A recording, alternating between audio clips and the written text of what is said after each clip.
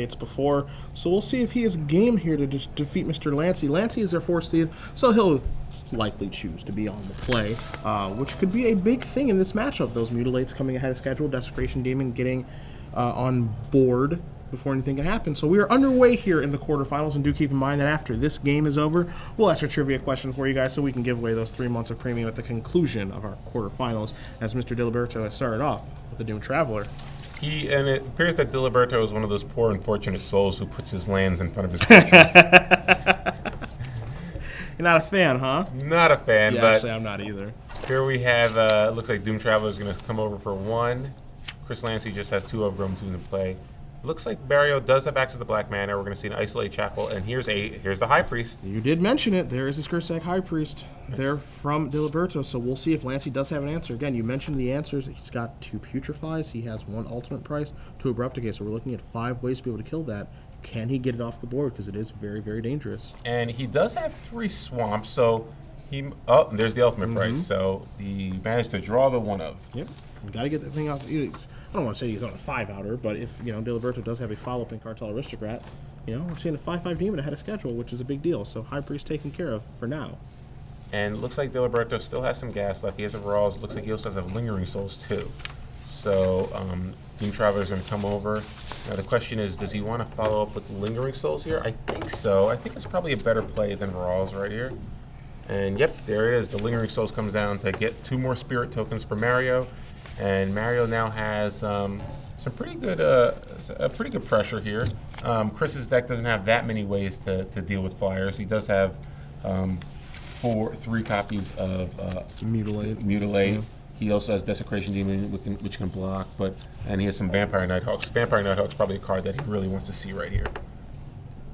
Alright, so Lance is going to untap. He's going to draw his card. Diliberto building a board presence slowly but surely here, but Lanci's deck is very, very powerful. You're going to see a Lifebane zombie here. So this is one of those instances where maybe Rawl should have come down to give yourself a little protection from Lifebane zombie, because now Lifebane zombie is going to strip the Rawls out of Mario's hand, and Mario still has a follow-up. He can flash back Lingering Souls and then cast that Blood Artist in his hand, but again, losing the Rawls to a Lifebane zombie when he could have actually cast it is pretty unfortunate. And the tough part too is that if Diliberto, if his turn is Blood Artist and Flashback Lingering Souls, he's kind of all in at that point. Does draw a Temple Garden, so yeah, that's just about all that he does have left. One of the things about Chunk Aristocrats, much like most of the Aristocrats decks, is that it does have a problem with Mana Flood. As you see, Diliberto is going to come in here for 3. No block on the Doom Traveler. Interesting, though. Why would you not play the Blood Artist first, though? Because on the off chance that Chris does block, you want to be able to drain him with it. So, because it's pretty clear that Mario is probably going to make this line no matter what. So, Chris has perfect information. Maybe if you're giving him an opportunity to trade now without getting drained, maybe I might do it. But again, probably not going to happen, because there's really no good creature that Mario can block the Lifebane zombie with now that Varolz has been taken care of. The no block there of the Lifebane zombie, pretty telling as well. I think if he had Mutilate in his hand, I think he would block immediately. Yeah, so that he could just sweep everything up and not leave him behind with a 1/1 Spirit token. But this feels like to me that Lanci does not have a Mutilate in his hand, at least at that point. May have drawn one for the turn. Well, frankly, at this point, given Mario's hand, a Vampire Nighthawk is probably just as bad as a Mutilate. That's true. So there's a lot of cards. Even Desecration Demon is pretty good here, because Mario obviously has enough tokens to start tapping it, but when you have to tap it to be on the aggressor, when you're the aggressor, it's not really a great place to be. So he does have a Mutilate. Wowee. So Mutilate is going to come in here. Now we're going to get a bunch of Blood Artist triggers. 1, 2, 3, 4. He's going to count them up. 8. 1, 2, 3, 4, 5, 6, 7 triggers. So he's got 1, 2, he's got 4 Spirit including tokens. Including the Lifebane zombie, though, right? Yeah, I'm counting. Oh, that, okay. Yeah. It's 4 Spirit tokens, Lifebane zombie, Doom Traveler, and Blood Artist itself. So 7 triggers. The Spirit token will be left over. So yeah. So it looks like he maybe he drew it, but I agree with you. Why wouldn't you snap block if you have the Mutilate in your hand, unless he's afraid that he would have telegraphed that he has it. Yeah. And Mario would have played differently. So Cartel Aristocrat the draw for Diliberto. He attacks for 1, plays a 2, and is going to pass the turn back. We'll see if Lanci has a Thragtusk or anything good to follow this up with. He's been doing pretty well right now. Yes, he's sitting at 7, but the board is pretty much clear. As here is, looks like he's going to play that Overgrown Tomb tapped. Doesn't look to be quite sure of himself, though. That drain for 7 was huge. It just shows you how swingy Even though they're just small, tiny creatures, suddenly it adds up once you start, factoring in Blood Artist. This looks like it may be a Desecration Demon. It's going to be Another to clear mutilate. up. Okay. Wow. So that's a Great. huge one too. Great draw there from Chris. If you're Diliberto, you're looking for Lingering Souls off the top. See what he finds. Doom Traveler. So it's a start. It's a start, yeah. Unfortunately, there's just so many cards that Chris can have now to deal with that. Chris, same thing. Chris might be running out of gas too. I mean, obviously there's a lot of cards that can swing it hugely in his favor. There's Liliana. There's not necessarily a great card for him, but oddly enough, not the best card I've ever seen in this situation. Sacrificing, not really that great. I don't think that Lanci minds that. And if we're going to go discarding, I think he's pretty happy with that too. So Diliberto's going to discard his land, as is Lanci. We know that Lanci just has one card left. Going to tap 2 mana. Here is a Sign in Blood, so he's going to go down to 5. A little surprised he didn't start his turn off by signing in Blooding. Yeah, you think you'd want to Sign in Blood first to get more information. Maybe you want to play a Desecration Demon, perhaps. Because obviously Liliana's not that amazing in this matchup. So Lanci goes from 7 to 5 for the Sign in Blood, and then down to 4 from the Doom Traveler. It looks like players are going to make sure they do have their life totals correct. And there's a Blood Artist off the top. That's a pretty good draw there. A Lingering Souls off the top, and suddenly, or maybe even a Cartel Aristocrat, or a Rolls. Now, Thraxos can't undo quite a bit of this, of course, and how good is this Liliana going to be moving forward? Doesn't look to be great right now. I think the thing for Lanci, of course, is he knows he needs to get that Blood Artist off the board just as soon as he possibly can. If you're Diliberto, you're not thrilled the situation you're in playing off the top of your deck because your deck doesn't have a lot of great top decks. Yeah, unfortunately, you can't even tick it down because then you'll be taking one off the Blood Artist. He's going to sack the Doom Traveler, drop you to 3, and now he's going to have a flyer. Wow. So Lanci just activates Liliana and passes the turn back. In for 1 comes Diliberto. Lanci down to 3. Let's see what he drew. Is it a spell? It's not. Forced to pass the turn back. Orzhov Charm would be a great draw there. It'd be an insane draw if that's what he found. Looks like Lanci has a couple of lands in his hand. Not sure what else is there. Diliberto has 1 in his hand. Looks like he's ready to discard right away. Doesn't he? A little too quick on the draw there, but discards. Sun Petal Grove. Lanci discards a Golgari Guildgate, so he's found nothing. There's a Woodland Cemetery and just passing the turn back. Diliberto in with the Doom Traveler again. Lanci going to go down to 2. Lanci really needs Lingering Souls off the top. I think we're going to see this flashback as well. So now 4 spirits are going to come into play, and because that Blood Artist there, I don't know if there's anything Lanci can do about this. If he draws a Thragtusk, he'll go up to 7, but then he can just attack with everything. Kind of in the same situation. He'll take 4 in the air plus 1 drain, so he'll drop Break back down to 2, and Blood Artist is still in play. See, Lanci with a deep sigh there does not look thrilled about how this game has gone. Once he got the board to parity and had a Sign in Blood afterward, he has not found anything of use. He's going to ultimate. He's actually looks like he's just going to concede the game. So Mario Diliberto does win game number 1 over Chris Lanci in a game I wasn't quite sure he'd be able to pull out after that double mutilate, but the top of his deck was pretty friendly. It was pretty friendly, and that 7-point drain was huge. Yeah. I mean, suddenly that 7-point drain means that even the little rinky-dink creatures that he's drawing can still put a little clock on, and he got a little fortunate because Chris kind of bricked on any corner blocker. It's like a Nighthawk there is insane. Thragtusk there is insane. But he got a little fortunate, and Chris wasn't able to muster up any kind of defense. So Mario wins first game on the draw with Junk Aristocrats. Yeah, pretty big win there for Diliberto. We're going to bring it back in the booth here for you guys because it is trivia time.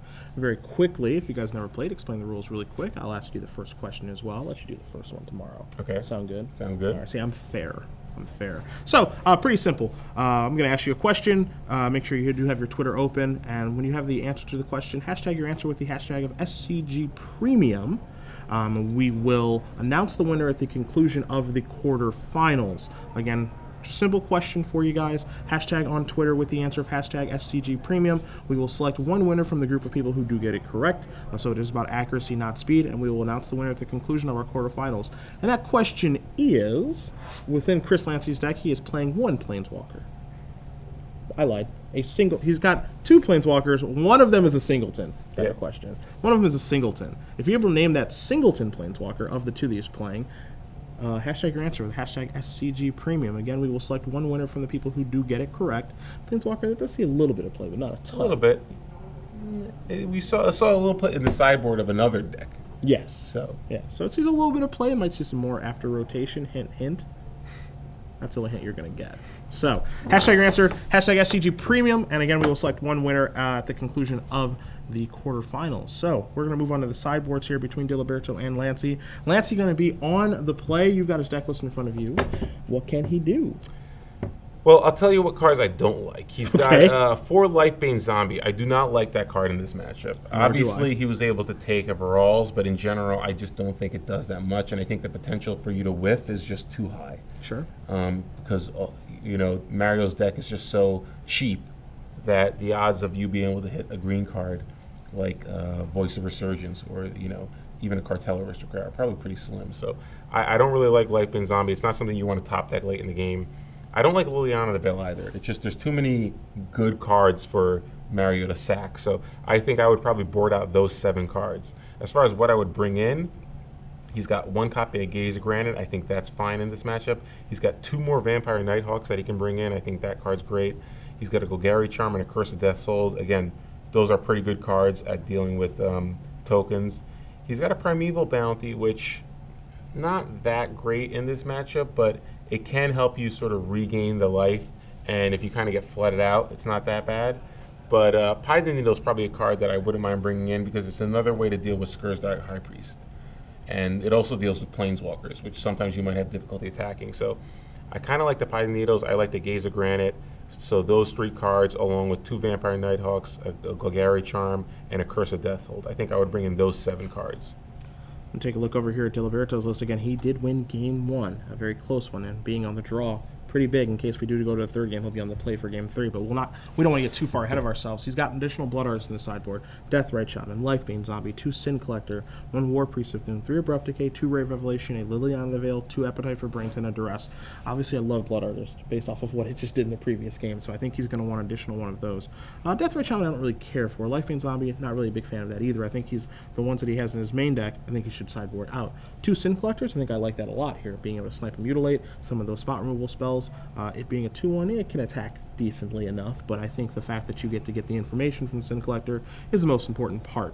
Abrupt Decay, kind of meh. Rave Revelation, kind of meh, unless you, unless, you know, there's a Curse of Death's Hold hanging out, so maybe you do have to board it in. Maybe you'd rather just have the War Priest of Thune instead. Then you've got Liliana the Veil, 2 Appetite for Brains, and a Duress. Again, discarding this matchup is okay, but I don't love it because it's not something that I want to draw at the top of my deck later in the game, so I'm not sure that I would want those in my deck. But, you know, I think the Sin Collectors, because there's a body attached, that card's going to be pretty good. I think War Priest is a nice hedge against Curse of Death's Hold. And Blood Artist, because Blood Artist was just fantastic earlier.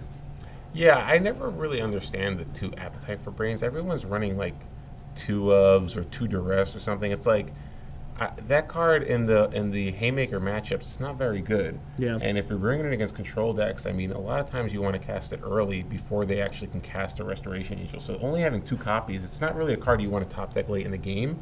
So I don't understand some of the numbers there. So I agree with you. Appetite for Brains doesn't really... I don't think it's great, but I think he probably just has to bring it in just because it's a way to potentially stop Thragtusk. It's a way to potentially stop Mutilate. So even though I don't think it's amazing in this matchup, I think it's another way to stop Curse of Death's Hold. Yeah. So I think that probably is going to come in. I'm with you, though. I don't know about Rave Revelation. I do like War Priest, though, because at least it's a beater. Yeah. So I like War Priest. I also like the Sin Collector, like you mentioned. And maybe Doom Traveler, too. I actually think that... not Doom Traveler, rather, but a Deathrite Shaman, yeah. I mean, the thing about Appetite for Brains, which is basically what you mentioned, is that the window for where it's good is so small. Window of opportunity, like if you draw it in the late game, it's obviously terrible. You know, there are situations where you draw it in the early game where it can kind of mess up your curve a little bit when you cast it, and it does have the ability to miss as well. Or, you know, you just see a hand where they have multiple mutilates or something, and it's like, oh, this didn't really do very much. That's really frustrating. You know, that's part of the reason I just don't really like that card. It's just the window of opportunity on that card is pretty small, as we do see some updated results here for you guys for the match between Adam Van Fleet and Kevin Jones. Adam Van Fleet is up a game with red-green over blue-white. We move to the Andrew Jessup versus Rawiz Well, Abdul Rahman got it correct, and you're probably pretty happy because Naya up a game. What? Mental fist pump over here. And then we see between Zachary Schultz and Luis Alfonso, they're moving to game 3. So that Black-White versus Aristocrat matchup is going very quickly. And, both players shuffling up here. And it looks like, I think this matchup, it's not as grindy. The only other question is maybe does he want underworld connections, because this matchup is a little bit grindy perhaps, but I just don't think Chris wants to do that considering how aggressive Mario's deck can be at times. So yeah, I think that's tough. Both players ready to look at their 7. It looks like Chris is going to keep his opening 7, and Mario is going to, I'm going to say he's going to keep. It looks like a man who's happy with this opening 7. I can't wait for you to be wrong. And no, both players are going to keep. Yep, well done. Well done. Swamp Turn for one, Lanci to swamp. start. Diliberto is going to draw Woodland Cemetery, see if he does have some white mana. Anything. Uh-oh, looks like he might be on a Buddy Land draw. Not good. Yeah, so this is one of the more awkward draws you can get. Yeah. Everything just comes into play tapped. Thankfully, though, Mario's deck is pretty low on the curve, so by turn 3, he'll probably be okay, so not really that bad.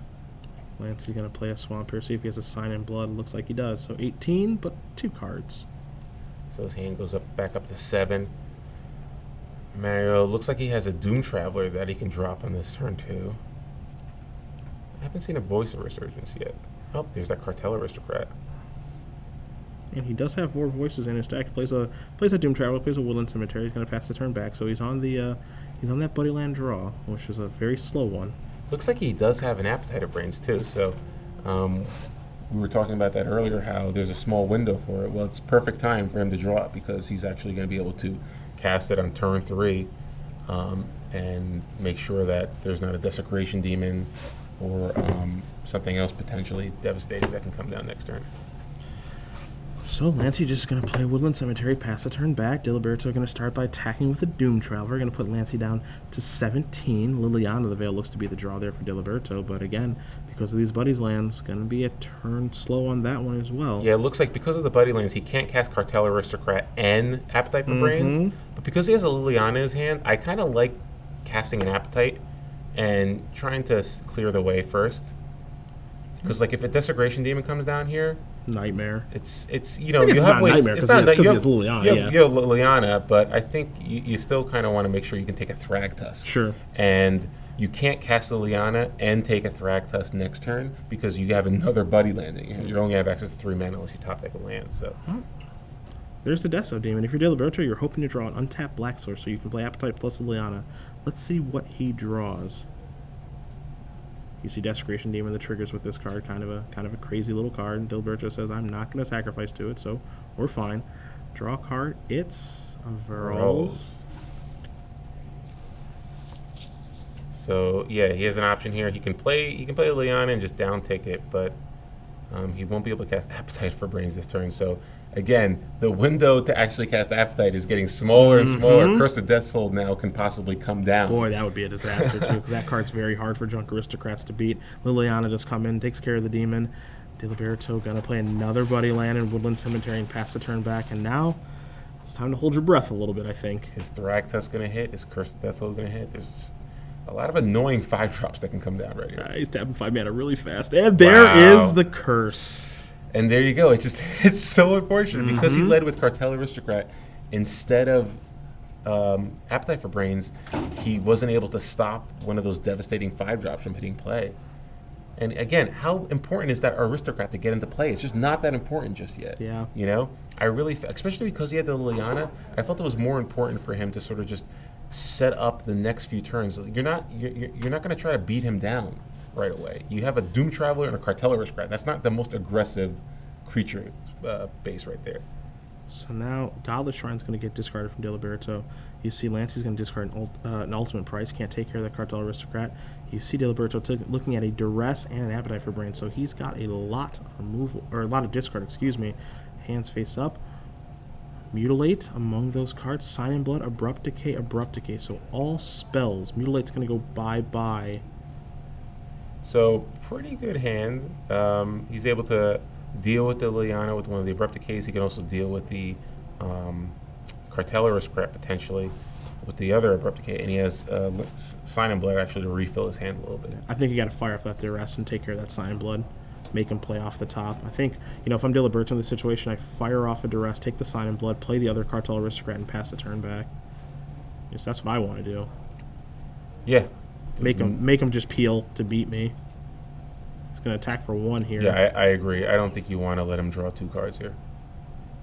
So there's the duress. And, one of those Abrupt Decay is already taxed. It has to take care of the, it's going to take Sign Blade. It's got to take care of the Liliana. Yeah. So the first one's taken care of. The second one's going to take care of one of those Cartel Aristocrats, and then Varels can actually start to work a little bit because it is a 2/2, not a 1/1, so it'll come into play. Varels is one of those ways that can actually deal with Curse of Deathhold. You can start making your guys a lot bigger, and it's one of the ways that they can actually win. Oh, but he drew a Putrefy.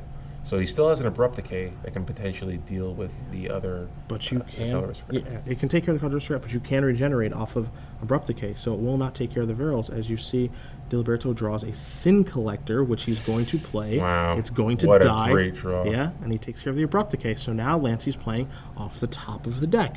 As Diliberto comes across for 1, daring Lanci to peel again. We saw this last game not work out for Chris. Lanci. Yeah, looked out a little better this time. So Desecration Demon comes down. Mario really needs another Liliana here. Let's see what Mario was able to draw. Lingering Souls. Not going to do anything right here. So he can cast Varels. He can actually scavenge now. I think he scavenged right onto... Who'd you scavenge onto here? That's a question. I think you scavenge onto Varels and just make that a big beater. I think you want to make your guy try to get it. Yeah, I think you want to make... Hopefully you can draw a Liliana there and make both your guys big enough so that you can start attacking down. Right now, Lanci's at 12, so he's not really in any position to lose the game very quickly. Lanci announces the Desecration Demon trigger, and Diliberto says, that's fine, do your worst. Lanci Willie says, in for 6. Diliberto's going to go down to 14. Let's see what Lanci has for a follow-up. Lanci wins this race, pretty sure. There's a lot of creatures in that graveyard. That's true. And you see an Overgrown Tomb is drawn, Lingering Souls in Diliberto's hand, which is going to be useless now because of the curse. But Diliberto can load up on Varels. I think he just has a Sin Collector and a Cartel Aristocrat, so he can get +4. But I think it's a lot, but it's not that. I think the rest of them are just spells. I think he's got Duress, Appetite, Liliana. Yeah. But I think you just I think you move in here if you're Diliberto. I think you just play that land untapped, go down to 12. Again, you can control the Desecration Demon a little bit, and by controlling it, it's going to give you more scavenge fodder. So now he's going to scavenge the Sin Collector onto the Varels, up to 3 counters. He's going to do the same thing with the Cartel Aristocrat, up to 5 counters. So Varels is a 6/6, plus the Aristocrat's going to make it so it's 7 damage. We don't know what Lanci's card is. I would imagine he probably has a removal spell, otherwise he probably wouldn't have attacked. But it looks like he might just be taking it here. So he goes to 5. That's unbelievable, because he could tap the Desecration Demon. Mario can tap it on his turn and just attack with Varels if Chris doesn't have another blocker. So let's see if Chris just made a mistake by attacking last turn. So the trigger, he's coming in again. So I have to believe he has at least a blocker. Yeah, a Thragtusk, or a removal something. spell, Thragtusk, something. It looks like one of them is a land. 4 mana. Wow. Disciple Boss is a huge draw. That's a huge draw there. Gain 6 life, goes up to 11, more importantly, draws 6 cards. So now he hasn't played a land yet for the turn, so it's certainly possible that he has a removal spell. Abrupt Decay would be a potential removal spell that he can play. Tragic Slip as well, because Morbid is on. Yeah, everything about the Disciple Blast was completely busted this turn. The Demon gets in 12 points of damage. He's going to gain a bunch of life. He's going to play a Swamp, and Lanci's going to pass the turn back. What a big top deck there for Chris. We see a Voice of Resurgence here. So another good draw. Gives him another creature that he can sacrifice to Varels or Cartel Aristocrat, and nets him an Elemental token, which would be a 3/3.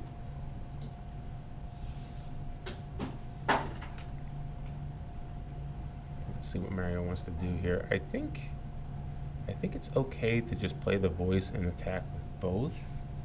We'll start by attacking with both here.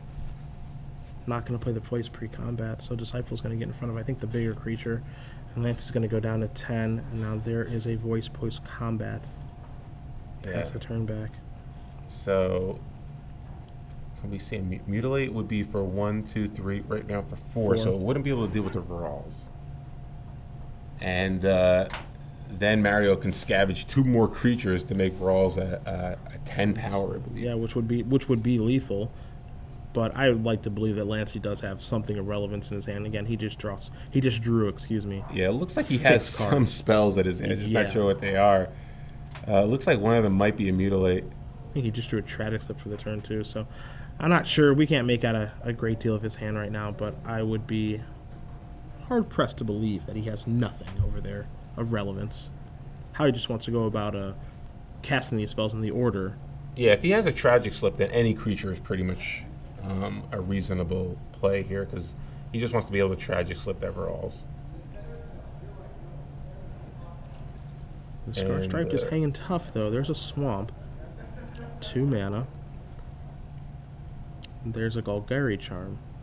So that will deal with the Cartel Aristocrat along with the Voice of Resurgence because of the Curse of Death's Hold. Mm-hmm.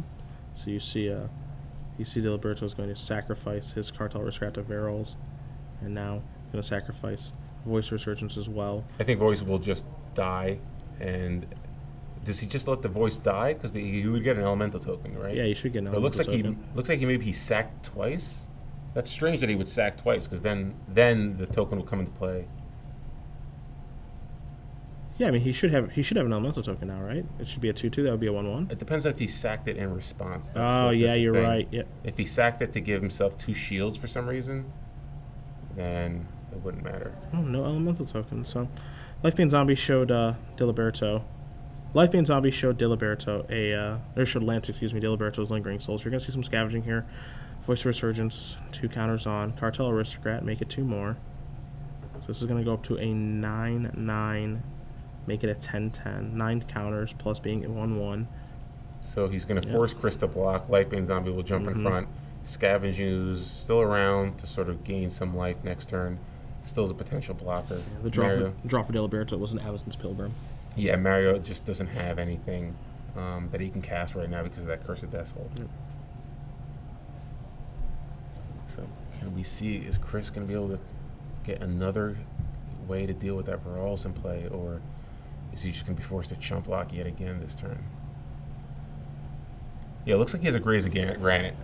So that is at least an answer to the Varol's. Scavenging is going to remove Lifebane Zombie right away. I don't believe he has enough creatures in his graveyard to kill Mario this turn. Mario's at 6.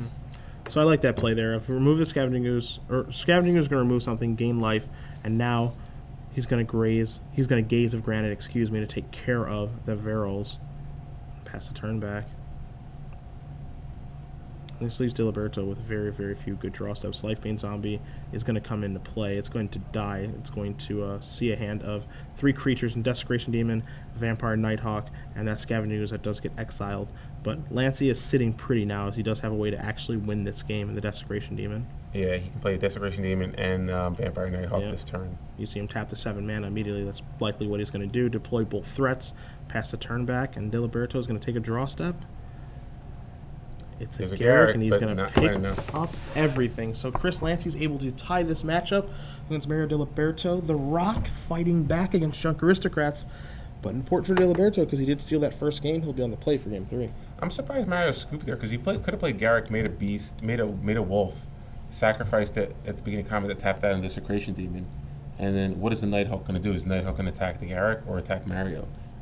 At least he gives himself another turn to potentially try to draw something. Yeah, but another draw step. Maybe he just felt he didn't have any answers to the Garrick at the Desecration Demon at that point. Maybe just delaying the inevitable. Yeah. And again, that game, it really felt like it came down to the fact that Mario chose to play Cartel Aristocrat 1 turn as opposed to Appetite for Brains. Because you just saw how devastating that Curse of Death's Hold is against him. He can't have the 1-off curse, right? It's fine. Yeah, he can't have it. He's only got 1. He's only got 1 in his deck. What's the big deal? If you're going to bring in Appetite for Brains to stop Curse of Death's Hold from entering play, then cast it. Cast it before they get to 5 mana. That should be your goal. updates for you guys in our other matches here. Zachary Schultz, we saw him play in round number 9, defeating AJ Soccer. Well, he's moving on. Black-White has defeated the Aristocrats, Luis Alfonso, with a fantastic tournament.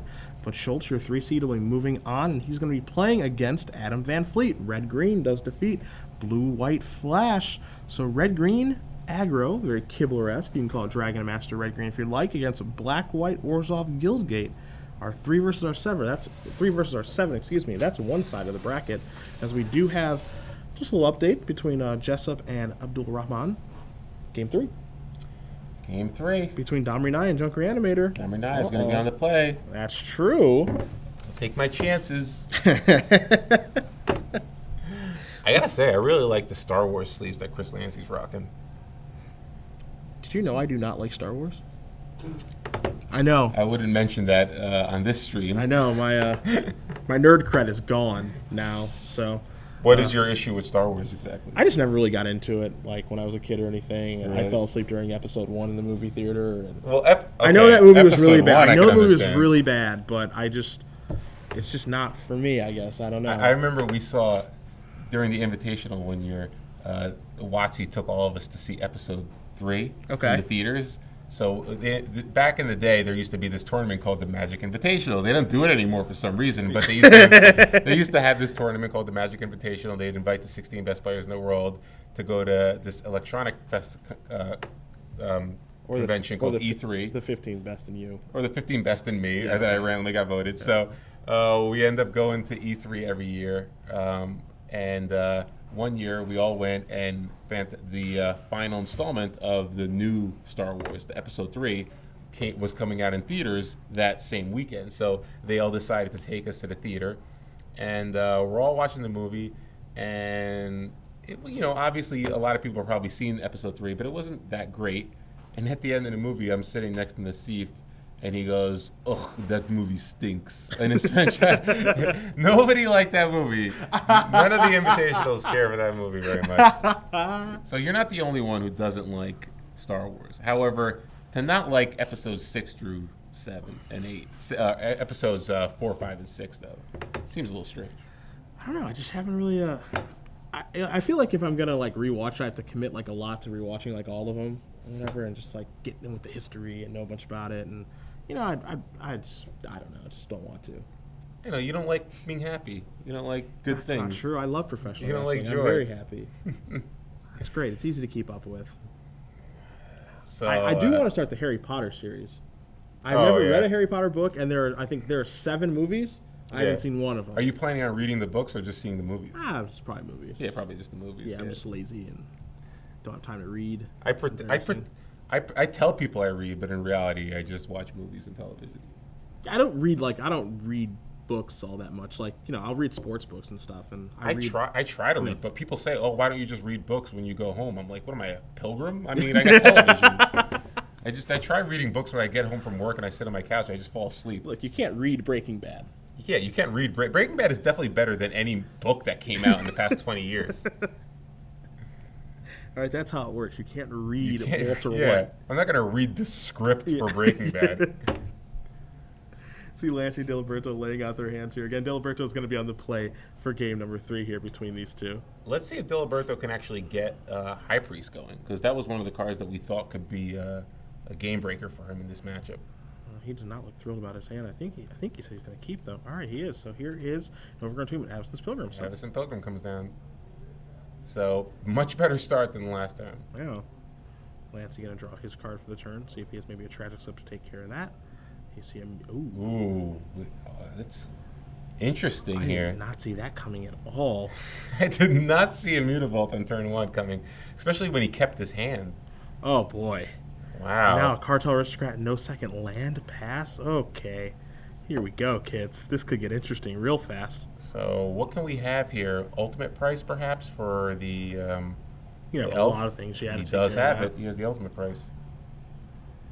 All right, Diliberto with 1 land. Can he draw a second one? He does not. He draws a Tragic Slip. Keeps a Sketcher. Might get punished. Get in for 2. Follow up. Appetite for Here's the Appetite Brains. for Brains, so Let's see what his hand is here. All right, so looks like we have lands, a Thragtusk, and a Disciple Bolus. Okay. So not a great hand. not the. not the worst hand to have a one lander against. So Yeah, I mean that's the thing, right? Where it kind of stinks for Diliberto. Like he can't really take advantage of like this lack of things that Lanci has because he doesn't have any lands. but the good thing for Diliberto is if your getting land screwed is not nearly as bad as getting land flooded. Of course. So it doesn't look like Chris is really going to be able to capitalize just yet either. So he does have a Mutavault that can block the Cartel Aristocrat. So it's pretty good. Oh, how about get in? How's that taste? Or get in. Yeah. Yes, it's going to be a race. All right. I think Chris is more than willing to race against an opponent with just one Another land. Cartel Aristocrat is the draw, so Diliberto's going to turn his one guy sideways. He does not have a land to play anything, just has a Tragic Slip that he can actually cast. Passes it back to Lanci as he'll untap, he'll draw. We'll see what Chris is able to come with for his turn. It's a Golgari Guildgate. I wonder why he didn't play the Guildgate last turn. Yeah, me too. I was a little bit surprised by that. Maybe he wanted to keep up, maybe he drew a Tragic Slip, and he wanted to keep up a black in case another Pilgrim came down, but still, probably wanted to just get the Guildgate out. Diliberto draws a land finally. It's an Isolated Chapel, and that comes. Let's see what the follow-up's going to be. It's another Cartel Aristocrat, and passing the turn back, as Lanci's going to untap now. We know he's got the Disciple and some land in his hand. I'm not sure if he started to draw gas or not. Like a Mutilate would be great here. Yep. Even a Absolutely Vampire fantastic. Nighthawk. There's a lot of good cards right now. Yeah. Thragtusk. There's a Desecration Demon's even quite good right now because then you can chain off with the Disciple there. So. And Mario's at 14. I mean, Desecration Demon end things very quickly. So yeah, let's see. What does Chris have? Looks like he's got plenty of options. Graze of Granite, perhaps? You nailed it. It is. Gaze of Granite for 2, dealing with both Cartel Aristocrats. Now Mario left with just 2 lands. Doesn't draw another land. He has an Aristocrat that he can play, but he drew a Lifebane Zombie. The notable thing there, too, is that Lanci didn't play a land after Gaze. Oh, yes. So that means the hand might be full of all spells. Plays a Mutavault, which is a land, in theory. Also happens to be a creature. I wonder what the follow-up is going to be here for Lanci. Just passing. Chose not to attack. I'm surprised. We saw him attack into a Cartel Aristocrat before. Sunpetal Grove, the draw here for Diliberto. He's going to start by attacking, and Lanci's going to take it. Yeah, so no attack, no block. And now I think we're going to see, Lifebane Zombie. So what is, I want to know what's going on. Why wouldn't you block the Aristocrat? He has drawn all lands. I don't understand why you wouldn't either attack last turn with Mutavault, especially if that's your hand, or block. Attack or block. Frankly, I think the right play is just activate Mutavault, attack, then Disciple it and gain 2 life and draw 2 cards. Especially if you're mana flooded, you still have another Mutavault that you can attack with. Because there's no way Mario is going to just chump block a Mutavault with a Cartel Aristocrat. So you're definitely going to get 2 in. Then you sack it to Disciple, draw 2 cards, gain 2 life. You still have another Mutavault in play, and maybe you can start getting some action. So now he's going to activate Mutavault. He's going to draw some cards, so he's going to do it now. Yeah, he basically just made this play a turn late. And he also... didn't even get 2 damage out of it. And he also used a lot of mana, too, because he used a land to activate the Mutavault, not the Mutavault itself. And now he's going to show us all the lands that he's drawn, but now he's focusing on the things that don't matter, which is the fact that he's mana flooding. That's not something he can control in this game. Well, I said it in the beginning. Mana screwed is much better than getting mana flooded. Yeah. And now Mario has a Tragic Slip, so he can actually deal with the Disciple Bolus and attack for 5, dropping Chris down to 9. And he can also play a Lingering Souls too. So things have gone quite well for Mario. You see that Lanci's starting to get frustrated with his mana flood at this point, but that's a good way to just end up losing the game all by itself. Is that again you're focusing on the thing that doesn't really matter. He can still win this game. Yeah, I think that he's getting a little frustrated, which is understandable. Obviously, no one wants to get land flooded, but I think the critical issue was he missed 2 points of damage the turn before. Having an opponent at 12 when you have a card like Desecration Demon in your deck is a lot different than having an opponent at 14. So I don't know if that's going to matter just yet, but I think that maybe Lanci kind of wants to just focus on what he can do to win this game and not be concerned with the fact that he's getting mana screwed a little bit. See, the attack there. Life Being Zombie's going to trade with Disciple. Cartel Aristocrat's going to come through. You're going to see a Doom Traveler, now Lingering Souls, happen here for Diliberto. So now he's starting to amass a bit of a board here as Lanci's going to untap. You guys know he's got all lands in hand. Diliberto knows he has all lands in hand as well, based off of the body language from the previous turn. So let's see if Lanci draws a spell. I can't make it out there. It doesn't look like he's doing much this turn. Mutilate would be okay. It would net Mario just a spirit token, but he still has that Lingering Souls in his graveyard, so he's going to be able to rebuild a little bit. So here's a Swamp. 3, 4 mana. It is a Mutilate. So he did top deck an answer for Mario's tiny army. He's left with just a... And, he, you know, again, Chris attacks for 2, but Mario could be at 10. Mm-hmm. We're going to see if that's going to end up playing a role in this game. I think Underworld Connections was the draw here for Diliberto. He's going to start off by bashing for 1, going to knock Lanci down to 11, so the race is on here. You see a Skirt Stack High Priest over there for Diliberto as well, so we could see maybe a turn of play the High Priest flashback to Lingering Souls, perhaps. I like that play, yeah. So that's exactly what we'll see. His 2 Spirit Tokens going to come in along with the 1/2. Diliberto's hand right now, Underworld Connections and Lifebane Zombie, as he'll pass it back to Lanci, who will draw a card, and we'll see if he draws a spell or not. Lanci's basically in the unfortunate position where he needs to kind of runner mutilates. Mm-hmm. And it's just basically because of the amount of lands that he drew in those early turns. Yeah, fire it up. Get in for 2 more. Diliberto says that's fine. As we do have a quick update as well, Osa pumps his fist because Mr. Jessup with Domri Nile will be playing tomorrow and defeats Rawish Abdulrahman 2-1.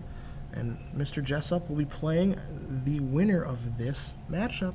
Great draw by Mario here. He drew the Varals, so he can actually play the Varals, which gives him a sack outlet to fuel the Skursdark High Priest. Really good and draw. Then he can scavenge onto one of the tokens to make it a little bit bigger. He's got a Doom Traveler in his graveyard, so perfect draw there for Mario. And it doesn't, I'm not sure how many swamps. It looks like Chris has 1, 2, 3, 4 swamps in place. So currently, a demon that gets created off of High Priest will survive. Mm-hmm. However, I wonder if maybe he should have activated the High Priest and made a demon there, and then scavenged onto it to make sure it survives Swamp Mutilate. But you know. So Diliberto is going to make a demon here. And Lanci's going to show a hand full of lands, and that is it. So Mario Diliberto is going to win this match after keeping a 1-lander, but Lanci ends up flooding out. Junk Aristocrats is coming back tomorrow morning to play against Andrew Jessup and Domri Naya. Wow. What a strange Game 3. Strange Game 3. Just, you know, Mana Screw beats Mana Flood. Yeah, I mean... every time. Yeah, just about every time, doesn't it? You'll draw lands eventually. That's the thought process there. So, wow. Junk Aristocrats, like, looking forward to tomorrow, though. You know, Jessup's still the #1 seed, so he's going to be able to play. Again, I didn't love the Junk Reanimator matchup, but Jessup was able to beat it. I don't love the Junk Aristocrat matchup either that much. He hasn't lost yet. Yeah, but he hasn't lost yet. Yeah. So, you know, good for him, and hopefully he'll continue his run.